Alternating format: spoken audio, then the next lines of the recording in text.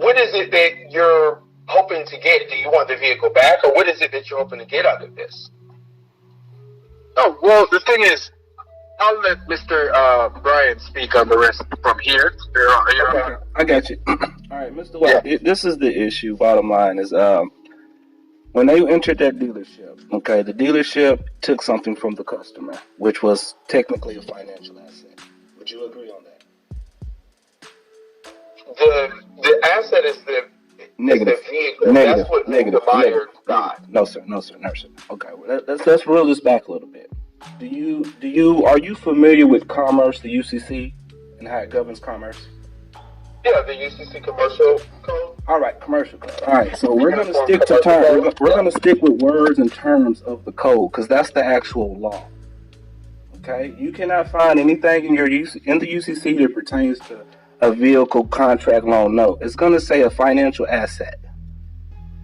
The financial asset is what Mr. Myers and them signed. That's the document. We know that banks take in consumer contracts as commercial paper. Those are financial assets. Once the consumer gives that financial asset, the banks take it in, they securitize it, and they sell that to investors on the SEC. That's securitization. Now, the issue with that is there's no disclosure on that form to the consumer of what's going on in this transaction. The consumer is entitled to full disclosure on anything that pertains to this contractual agreement. Now, why would a company not disclose that? The non-disclosure of that information, would that change the fact or maybe impair the consumer's ability to make a conscious decision on what they're getting involved with? Was the consumer notified that what they were signing was a financial asset that they were taking up on their books to sell to investors? Okay. Now, on top of that, the actual document within itself has guidelines. There's a stipulation on the holder in due course rule that states when this consumer paper is exchanged, it has to have a required notice.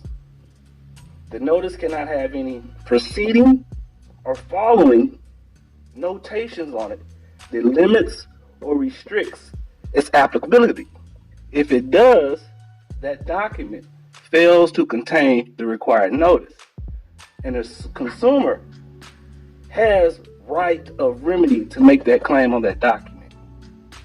So that's pretty much the outline argument. This is pretty much going to fall within a breach of contract because the consumer never received any valuable consideration in the exchange of this contract. A vehicle is not valuable consideration. All right. Not only that, but the bank did not give the consumer that vehicle.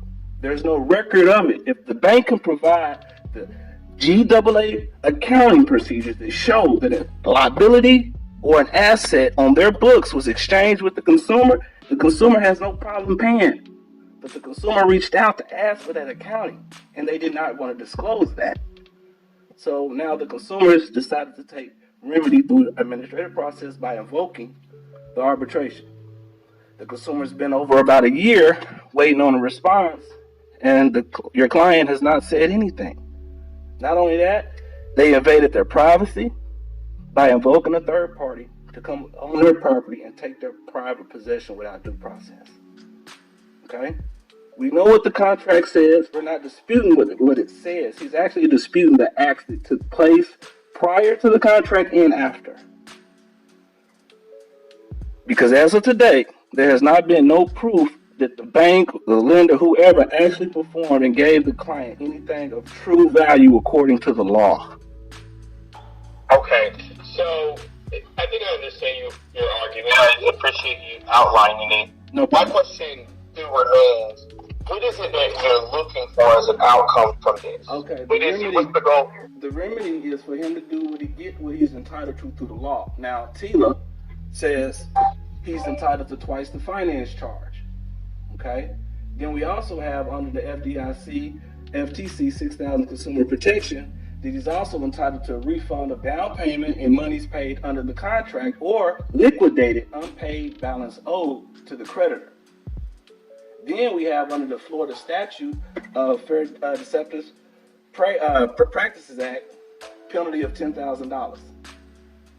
So a total amount he's looking at is at least $168,000 is the claim, is what he's putting in the arbitration for relief. Okay. All right, I think I understand.